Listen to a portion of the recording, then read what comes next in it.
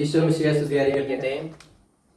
പ്രിയപ്പെട്ട സഹോദരങ്ങളെ, നിങ്ങൾക്ക് ഇഷ്ടപ്പെട്ട കാത്തലിക് മിറർ എന്ന ഈ പ്രത്യേക ശുശ്രൂഷയുടെ മറ്റൊരു പ്രധാനപ്പെട്ട എപ്പിസോഡ് മാത്യൂസും ഞാനും കൂടി ചേർന്ന് നിങ്ങളെ സ്നേഹത്തോടെ സ്വാഗതം ചെയ്യുകയാണ്. പതിവ് പോലെ പുതിയ വിഷയമാണ്. മാത്യൂസിൻ്റെ വിഷയം അവതരിപ്പിക്കും, നമുക്ക് കേൾക്കാം. ഞാനിങ്ങനെ വെയിറ്റ് ചെയ്യുകയാണ്. പല വിഷയങ്ങൾ മനസ്സിലുണ്ട്, അച്ഛനേത് പറയുന്നത് നോക്കാം. ചേട്ടാ, നമ്മളിപ്പോൾ ഏത് രാജ്യത്തിലാണ് ജീവിക്കുന്നത്? നമ്മൾ ഡ്യൂവൽ സിറ്റിസൺഷിപ്പ് ഉള്ളവരാണെന്ന എൻ്റെ ഒരു ചിന്ത. നമ്മളെല്ലാവരും ഞാനിപ്പോൾ അത് പറഞ്ഞേനെ, ഞാൻ പെട്ടെന്ന് ദൈവരാജ്യം പറയാൻ പോകുമായിരുന്നു. ഒന്ന് ദൈവരാജ്യത്തിലെ സിറ്റിസണുമാണ്, ഒപ്പം ഭാരതത്തിലെ സിറ്റിസണുമാണ്. അപ്പം ക്രിസ്ത്യാനികൾ എല്ലാവരും ഡ്യൂവൽ സിറ്റിസൺഷിപ്പ് ഉള്ളവരാണ്. അപ്പോൾ നമ്മൾ ദൈവരാജ്യത്തിലെത്തുന്നതിന് മുമ്പേ, അതായത് മാമോദിസ വഴിയാണല്ലോ ഒഫീഷ്യലായിട്ട് നമ്മൾ ദൈവരാജ്യത്തിലെത്തുന്നത്, അതിന് മുമ്പേ തന്നെ നമ്മൾ സിറ്റിസൺഷിപ്പ് എടുത്തതാണ് ഇവിടെ ഭാരതത്തിൽ. അങ്ങനെയാണ് എങ്കിൽ ഈ ഭാരത നാടിനോട്, നമ്മുടെ ദേശത്തോട് നമുക്ക് ചില കടമകളും സ്നേഹവും ഉള്ളിലുണ്ടാകേണ്ടതല്ലേ? നമ്മുടെ ഭാരതം എന്ന പേര് കേട്ടാൽ അഭിമാനപൂരിതമാകണം അന്തരംഗം. അടുത്ത കേരളം എന്ന് കേട്ടാലോ പറയണ്ട. അപ്പോ എന്തായാലും ഈ ദേശസ്നേഹം, അത് ആ വിഷയത്തെ കുറിച്ച് നമുക്കൊന്ന് സംസാരിച്ചാലോ എന്ന്, അതൊരു പ്രചോദനമാണ് പരിശുദ്ധാത്മാവ് തരുന്നത്. നമ്മൾ കഴിഞ്ഞ എപ്പിസോഡിൽ ഇത് ലാസ്റ്റ് ജസ്റ്റ് സൂചിപ്പിച്ചിട്ടുണ്ടെന്ന് എനിക്ക് തോന്നുന്നു, അല്ലേ? സൂചിപ്പിച്ചാൽ എന്തായാലും എൻ്റെ ഉള്ളിലും കുറച്ച് നാളുകളായിട്ടല്ല, കർത്താവ് ഈശോ തന്നെ തരുന്നൊരു ശക്തമായ ഒരു സ്നേഹമാണത്. ഇത് വാസ്തവത്തിൽ നമ്മൾ സ്കൂളിൽ ആരംഭിച്ചതല്ലേ, നമ്മുടെ പ്രതിജ്ഞയില് ഇന്ത്യ എൻ്റെ രാജ്യമാണ്, അല്ലേ? അന്നൊക്കെ ചങ്കുകൊണ്ടാണ് പ്രാർത്ഥിച്ചെങ്കിൽ എല്ലാ ഇന്ത്യക്കാരും എൻ്റെ സഹോദരി സഹോദരന്മാരാണ്, എൻ്റെ രാജ്യത്തെ സ്നേഹിക്കുന്നു എന്നൊക്കെ പറഞ്ഞോണ്ടേ. അപ്പൊ അന്നൊക്കെ കള്ളത്തമല്ല, അല്ലെങ്കിൽ ചുമ്മാ വെറുതെ പറഞ്ഞതല്ല, ഉള്ളിൽ നിന്ന് പറഞ്ഞതാണെന്നുണ്ടെങ്കിൽ അപ്പൊ അന്ന് നമുക്ക് ശരിക്കും സ്നേഹമില്ലല്ലോ. ഇത് പറയുമ്പോൾ നമുക്ക് ഒരു പറച്ചിലല്ലേ. അപ്പൊ സ്നേഹം എന്ന് പറഞ്ഞു കഴിഞ്ഞാൽ, ഒരാളുടെ ഉള്ളിൽ സ്നേഹം വന്നു കഴിഞ്ഞാൽ അത് സ്നേഹിക്കേണ്ട എല്ലാത്തിലേക്കും സ്നേഹം പോകും. സ്നേഹം വന്നു കഴിഞ്ഞാൽ അപ്പൊ നമ്മുടെ ഉള്ളിൽ ഒരാൾ ധ്യാനം കൂടി അല്ലെങ്കിൽ മാമോദീസ സ്വീകരിച്ചു, ദൈവസ്നേഹം അയാളുടെ ഉള്ളിൽ വന്നു കഴിഞ്ഞാൽ സ്നേഹിക്കേണ്ട എല്ലാത്തിലും അയാൾ സ്നേഹം പോകേണ്ടതാണ്. അപ്പൊ അതിൻ്റെ ഒരു അയാൾ ഇപ്പൊ നമ്മൾ ക്രിസ്ത്യാനി കത്തോലിക്കുന്ന രീതിയിൽ നമ്മൾ ദൈവസ്നേഹം ഉണ്ടെങ്കിൽ ഉറപ്പായിട്ട് നമ്മളുടെ സ്നേഹം പോകേണ്ട ഒരു ഏരിയയാണ് ഈ ഭാരതത്തോടുള്ള, നമ്മളുടെ ഈ ദേശത്തോടുള്ള സ്നേഹം. പിന്നെ മാത്രമല്ല, അത് വചനത്തിന്റെ ഭാഗമാണ്. റോമാലേഖനം 13 ആദ്യ ഭാഗത്ത് പൗലോസ് പറയുന്നുണ്ട്, നിയമാനുസൃതമായ എല്ലാ അധികാരങ്ങളും ദൈവത്തിൽ വന്നവയാണ്. അപ്പൊ നമ്മളിപ്പം ആയിരിക്കുന്ന ഈ ഭാരതത്തിലെ നിയമ സംവിധാനങ്ങളും ക്രമങ്ങളും എല്ലാം ദൈവസ്ഥാപിതമാണ്. നമ്മുടെ തലമുടിയിലെ പോലും ദൈവം എണ്ണുന്ന പറഞ്ഞത്. അങ്ങനെയാണെങ്കിൽ ഭാരതം എന്ന ഈ രാജ്യത്ത്, കേരളം എന്ന ഈ പ്രത്യേക സംസ്ഥാനത്തിൽ, ഇന്ന സ്ഥലത്ത് നമ്മളായിരിക്കുന്നത് എങ്ങനെയാണ്? തികഞ്ഞ ദൈവിക പദ്ധതിയാണ്. നമ്മുടെ കത്തോലിക്കാ സഭയിലായിരിക്കുന്നത് ദൈവിക പദ്ധതി ആയിരിക്കുന്നത് പോലെ നമ്മൾ ഭാരതത്തിലായിരിക്കുന്നത് എന്നത് വലിയ ദൈവിക പദ്ധതിയാണ്. അപ്പൊ അച്ഛൻ പറഞ്ഞ പോലെ ഈ ഡ്യുവൽ സിറ്റിസൺഷിപ്പ് എന്നൊക്കെ ഉള്ളത് സ്വർഗത്തിന് പ്രത്യേകമായ ഒരു ദാനമാണ്. അപ്പം അതുകൊണ്ട് അപ്പം നമ്മൾ എനിക്ക് തോന്നുന്നത്, നമുക്ക് ആത്മാവും ശരീരമുണ്ട് എന്നതുപോലെ തന്നെ ഇത് നമുക്ക് കാണാൻ തോന്നും. നമ്മളുടെ ശരീരത്തോട് നമുക്ക് ഈ ഭാരതത്തിലെ നമ്മളുടെ ഈ വാസത്തെയും നമ്മുടെ ആത്മാവ് എന്നതുപോലെ ദൈവരാജ്യത്തിലേക്ക് നമ്മുടെ ജീവിതത്തെ കാണാൻ തോന്നും. അപ്പോൾ ആത്മാവും ശരീരവും ഒരുപോലെ എന്ന് പറയുമ്പോൾ നമ്മൾ ഭൂമിയിലായിരിക്കുമ്പോൾ പ്രധാനപ്പെട്ടതായിരിക്കുന്നത് പോലെ ഇപ്പം ഈ ഭാരതത്തോടുള്ള നമ്മളുടെ ആ ഒരു കമ്മിറ്റ്മെൻറ്റും അതിനുള്ള സ്നേഹവും, അതുപോലെ തന്നെ ദൈവരാജ്യത്തോടുള്ള നമ്മുടെ കമ്മിറ്റ്മെൻറ്റും സ്നേഹവും രണ്ടും ഒരുമിച്ച് കൊണ്ടുപോകേണ്ട ഒരു യാഥാർത്ഥ്യമായിട്ടാണ് എനിക്ക് തോന്നുന്നത്. പക്ഷെ പലപ്പോഴും പല കാര്യങ്ങളിലും ഈ ഒരു ബാലൻസ് ഇല്ലായ്മ ആത്മീയർക്കുണ്ടെന്ന് എനിക്ക് തോന്നുന്നു. അച്ഛനെ ശ്രദ്ധപ്പെട്ടിട്ടുണ്ടോ? അങ്ങനെയാണെങ്കിൽ ഒന്ന് അച്ഛൻ അതൊക്കെ പറയാമോ? അങ്ങനെ എനിക്ക് ശ്രദ്ധയിൽപ്പെട്ടിട്ടില്ല. എൻ്റെ ശ്രദ്ധയിൽപ്പെട്ടത് ഇതാണ്, നമ്മുടെ ധ്യാനങ്ങളിലാണെങ്കിലും നമ്മുടെ സാധാരണ ആത്മീയ പ്രസംഗങ്ങളാണെങ്കിൽ പോലും ഈ ഒരു ആശയത്തെ എടുത്തു പറഞ്ഞുകൊണ്ട് നൽകിയിട്ടില്ല.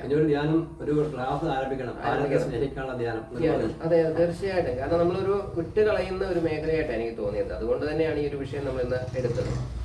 അപ്പോൾ യഥാർത്ഥത്തില് ഈശോ ഒരു യഹൂദനായിരുന്നു. യഹൂദ പാരമ്പര്യത്തെ എല്ലാം ഈശോ ഉയർത്തിപ്പിടിക്കുന്നത് നമുക്ക് കാണുവാനായിട്ട് സാധിക്കും. ആൾക്കാർ ചിലപ്പോൾ ഇത് പറയുമ്പോൾ ചിന്തിക്കുന്നത് അത് ഈശോ അവിടെ മതപരമായ കാര്യത്തെ ഉയർത്തിപ്പിടിച്ചത് മാത്രമായിരിക്കും. പക്ഷെ അങ്ങനെ മാത്രമല്ല. മോളെ പലപ്പോഴും ഞാൻ ഇങ്ങനെ ഈ ജവമാല രഹസ്യം ധ്യാനിക്കുമ്പോൾ പറയാൻ ശ്രദ്ധിച്ചിട്ടുണ്ട്.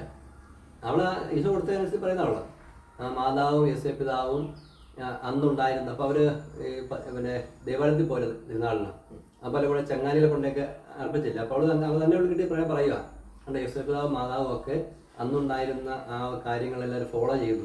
അപ്പോൾ അവർ ദൈവമാണെന്ന് പറഞ്ഞുകൊണ്ട് അത് ഫോളോ ചെയ്യാതിരുന്നില്ല. അത് നല്ല ധ്യാനമല്ലേ അത്?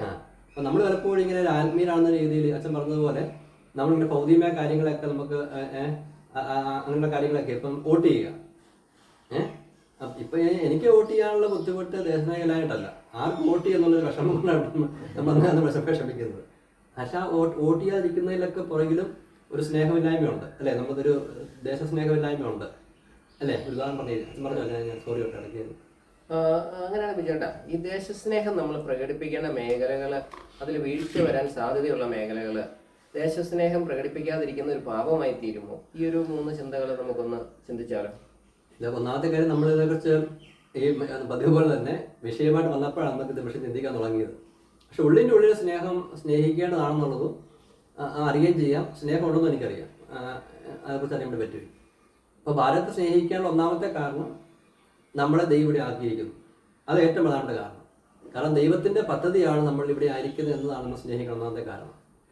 രണ്ടാമത്തെ കാരണം, നമ്മൾ ഈ ചുറ്റുപാടും കാണപ്പെടുന്ന ഈ ഭാരതത്തിൻ്റെ, നമ്മൾ ആത്മീയനായിരിക്കുന്നത് കൊണ്ട് ഭാരതത്തിൻ്റെ ഈ ആത്മീയ സംസ്കാരം തന്നെ അതിനൊരു പ്രധാനപ്പെട്ട ഘടകമാണ്. ഞാൻ എൻ്റെ ഒരു അറിവിൽ ഭാരതം എന്ന വാക്കിൻ്റെ അർത്ഥം, ഭാരതം എന്ന വാക്കിൻ്റെ അർത്ഥം ആത്മപ്രഭയുള്ള, അങ്ങനെ അർത്ഥമുണ്ട്. ആ പേരിൻ്റെ അർത്ഥം അങ്ങനെയാണ് ഞാൻ കേട്ടേക്കുന്നത്. പിന്നെ ജോൺ പോൾ പാപ്പ പറഞ്ഞിരിക്കുന്നത് ആത്മീയതയുടെ കാര്യത്തിൽ 1-ാം സ്ഥാനത്ത് ഇന്ത്യ എന്ന് പറഞ്ഞേക്കുന്നത്. എന്ന് പറഞ്ഞാൽ മറ്റു പുറത്തുള്ളവർക്ക് പോലും അത്രമാത്രം ഒരു ബഹുമാനം ജനിപ്പിക്കുന്ന ആത്മീയ സംസ്കാരം.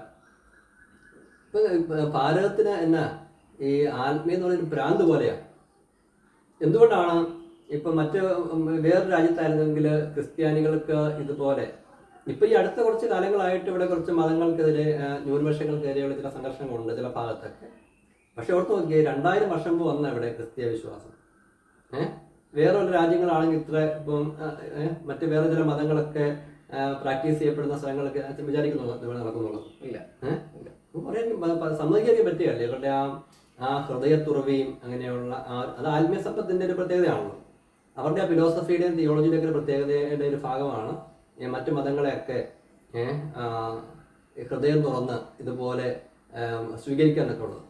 അപ്പോൾ അങ്ങനെ നമ്മൾ ഈ ഭാരതത്തിലെ ആത്മീയ സംസ്കാരം, നമ്മൾ ആത്മീയത ഒരു ഗൗരവമുള്ള വിഷയമായിട്ട് എടുക്കുമ്പോൾ ഇവിടുത്തെ ആത്മീയ സംസ്കാരം തന്നെ നമുക്ക് ഭാരതത്തെ സ്നേഹിക്കാനുള്ള നമുക്കൊരു വലിയൊരു വഴിയായി തീരും.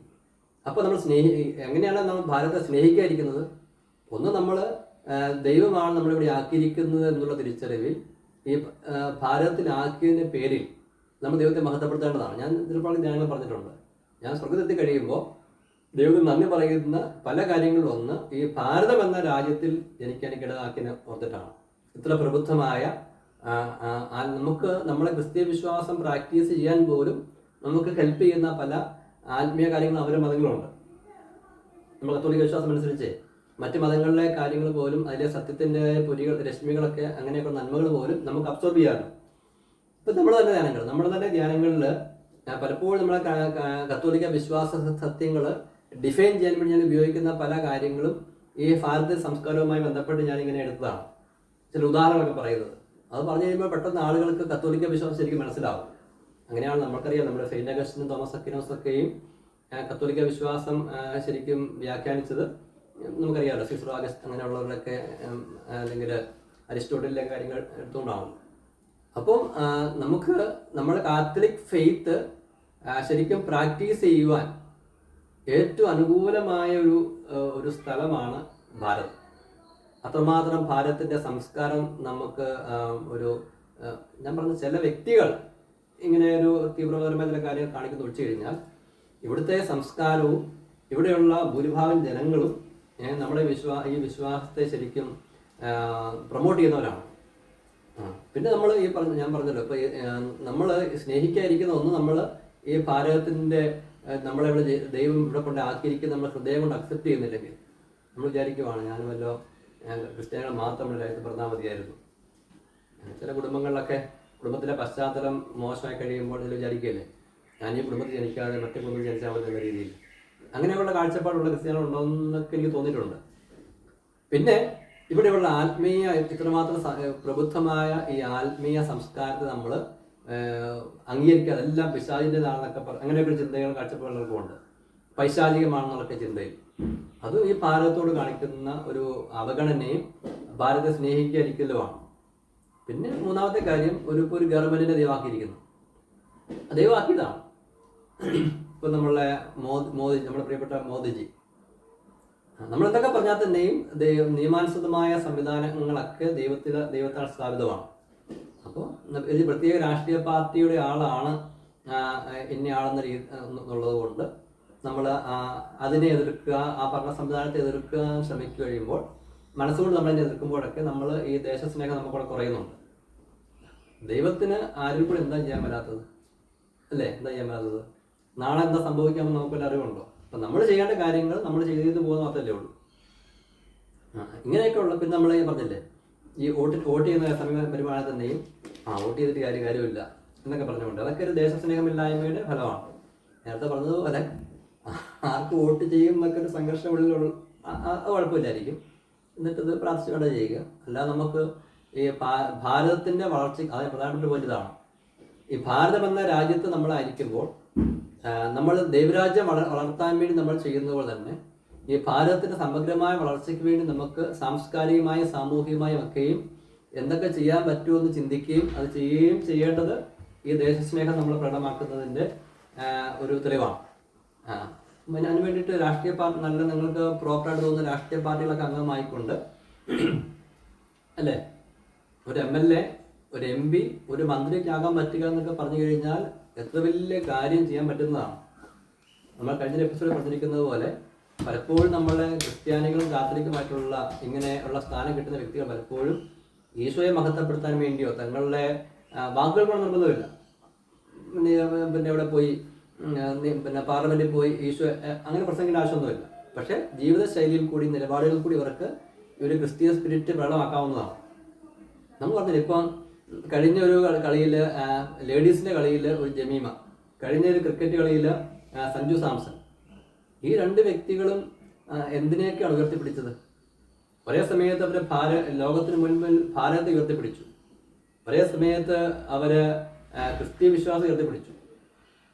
അപ്പം നല്ല ക്രിസ്ത്യാനിയായിട്ട് ജീവിക്കാൻ പറ്റുന്ന വ്യക്തിക്ക് ഒരേ സമയത്ത് ശരിയായ ഒരു ഭാരതീയനായിരിക്കാൻ വേണ്ടി, ശരിയായ ക്രിസ്ത്യനായിരിക്കാൻ വേണ്ടി അങ്ങനെ ദൈവത്തെ മഹത്വപ്പെടുത്താൻ വേണ്ടിയും പറ്റും. അങ്ങനെയുള്ള കാര്യങ്ങൾ നമ്മൾ ഇത് കൂടുതൽ ചർച്ചയ്ക്ക് വിഷയമാകേണ്ടതാണ്. എനിക്കെന്ന കമൻറ്റ് ബോക്സിൽ കൂടുതൽ കമൻറ്റുകളൊക്കെ ഇതേക്കുറിച്ച് പറയേണ്ടതാണ്. എന്ന് പ്രതീക്ഷിക്കുകയും ചെയ്യാം. ഇനി അച്ഛൻ പറയുന്ന കൂടെ കഴിയുമ്പോൾ നമുക്കിത് ഏതാണ്ടൊക്കെ അല്ലേ. എനിക്ക് ഇത്രയേ ഉള്ളൂ പറയാനുള്ളൂ.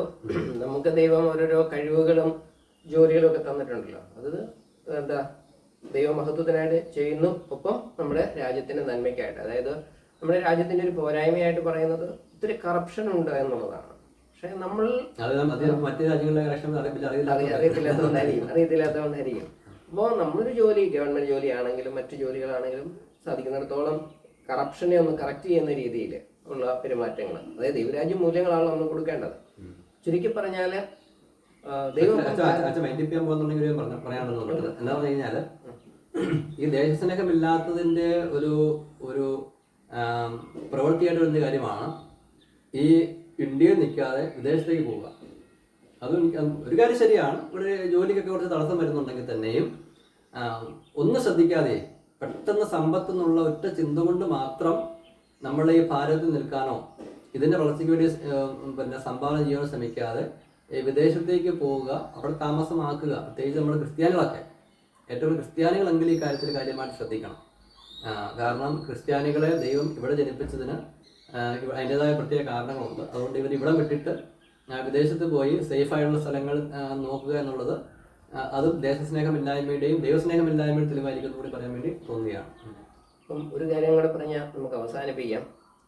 ഇപ്പോൾ ഈ നാട് വിട്ട് പോകുന്നത് ഒരു മണ്ടത്തരമാണെന്ന് എനിക്കൊരു ചെറിയ ചിന്തയുണ്ട്. കാരണം ദൈവം തൻ്റെ സ്നേഹം ഏറ്റവും കൂടുതലായിട്ട് ഇപ്പോൾ ചൊരിഞ്ഞുകൊണ്ടിരിക്കുന്നത് ഭാരതത്തിലേക്കാണ്. സിമ്പിൾ ഉദാഹരണം പറയാം. ഇപ്പോൾ കൂടുതൽ വിശുദ്ധരുണ്ടാകുന്നത്, കൂടുതൽ വചനം പ്രഘോഷിക്കപ്പെടുന്ന എല്ലാം ഭാരതത്തിലാണ്. ഇവിടെ നിന്നാണ് ധാരാളം മിഷണറിമാരൊക്കെ പോകുന്നത്. ഇനി എല്ലാവരും ആളുകൾ ഇങ്ങോട്ട് വരാൻ പോകുന്നേ ഉള്ളൂ. അപ്പം പോയത് മണ്ടത്തരവാദം തോന്നുന്ന സമയം വരും. അപ്പോൾ ദൈവകൃപയുടെ ഒരു വലിയൊരു അഭിഷേകം ഈ കേരളത്തിൽ മാത്രമല്ല, കേരളത്തിലും ഭാരതത്തിലേക്കും വ്യാപിക്കുന്ന അച്ഛനെ പറഞ്ഞാൽ എനിക്ക് വീണ്ടും പറയിപ്പിക്കും. അതായത് നമ്മൾ മുൻപ് ചർച്ച ചെയ്തിട്ടുണ്ട്, ഇനി ലോകത്ത് ആഗോള കത്തോലിക്കാ സഭയിൽ സംഭവിക്കാൻ പോകുന്ന ഏറ്റവും വലിയൊരു ആത്മീയ മുന്നേറ്റം അത് ഈ ഭാരതവുമായിട്ട് ബന്ധപ്പെട്ടാണെന്ന് പോലും നമുക്ക് ഇപ്പം പറഞ്ഞ ചിന്തകൾ കൊണ്ട് തന്നെ ഒരു വിശുദ്ധൻ പോലും ഇല്ലാതിരുന്ന കേരളത്തിലാണ് ഈ സമീപകാലത്ത് തെരുതെരെ വിശുദ്ധരുണ്ടായിക്കൊണ്ടിരിക്കുന്നത്. ഉദാഹരണം പറഞ്ഞു കഴിഞ്ഞാൽ ചാവറയച്ചൻ പറഞ്ഞത് മച്ചിയാന്ന് പറഞ്ഞു. അപ്പം മച്ചി പ്രസവിച്ചു അൽഫോൺസാമയിലൂടെ. അപ്പം അൽഫോൺസാം വിശുദ്ധിയായിരുന്നു സന്തോഷം ഉണ്ടായിരുന്നുകൊണ്ടാണ്, അൽഫോൺസ് വിശുദ്ധിയായതുകൊണ്ടാണോ? മച്ചി പ്രസവിച്ചു, ഇനി ഇഷ്ടം പോലെ പ്രസവിക്കാമല്ലോ. നോക്കി നോക്കി അത്ഭുതമല്ലേ. ഇതുവരെ വിശുദ്ധ ഇല്ലാത്ത സമയത്ത് തൊട്ട് പുറകെ 1, 2, 3, 4 തുടരെ ഉണ്ടായിക്കൊണ്ടിരിക്കുകയല്ലേ. 40ഓളം പേരുടെ പ്രോസസ് നടന്നുകൊണ്ടിരിക്കുകയാണ്. അതുകൊണ്ട് അച്ഛൻ പറഞ്ഞ വളരെ ശരിയാണ്. അതുകൊണ്ട് എത്ര പെട്ടെന്ന് സാധ്യതകളുണ്ടെങ്കിൽ ഗൗരവമായിട്ട് തന്നെ പറയുകയാണ്, നിങ്ങൾ ഭാരതത്തിലേക്ക് കേരളത്തിലേക്ക് വരിക. ഇവിടെ ഈ ദേശത്തെയും അതിലുപരി ദൈവരാജ്യത്തെയും ഇവിടെ പടുത്തുയർത്താനുള്ള ശ്രമങ്ങളിലേക്ക് വരിക എന്നുള്ളത് ദൈവഹിതമായിരിക്കും എന്ന് പറയാൻ തോന്നുകയാണ്. ഒരു പ്രസവത്തിന്റെ കാര്യം കൂടെ പറഞ്ഞാൽ നമുക്ക് ആശീർവാദം സ്വീകരിക്കാം. ഇപ്പം മച്ചി പ്രസവിച്ചെന്ന് പറയുന്നത് ഒരു പ്രസവം കൂടെ ഞാൻ വളരെ ആഗ്രഹിക്കുന്നുണ്ട്. അത് മറ്റൊന്നുമല്ല, ഭാരതത്തിൽ നിന്നൊരു മാർപ്പാപ്പ. അപ്പോൾ ഈ കേട്ട കാര്യങ്ങളെയൊക്കെ അങ്ങനെ ഒരു ദൈവാനുഗ്രഹത്തിന് വേണ്ടി നമുക്ക് പ്രാർത്ഥിക്കാം. കേട്ട കാര്യങ്ങൾ എല്ലാം നമ്മളെ ദൈവസ്നേഹത്തെയും ദേശസ്നേഹത്തെയും വർദ്ധിപ്പിക്കാൻ ഇടയാകട്ടെ. നമ്മുടെ കർത്താവ് ഈശോ മിശിഹായുടെ കൃപയും പിതാവായ ദൈവത്തിന്റെ സ്നേഹവും പരിശുദ്ധാത്മാവിന്റെ സഹവാസവും നാം എല്ലാവരോടും കൂടി ഉണ്ടായിരിക്കട്ടെ, ഇപ്പോഴും എപ്പോഴും എന്നേക്കും. ഈശോ മിശിഹായെ സ്തുതിയായിരിക്കട്ടെ.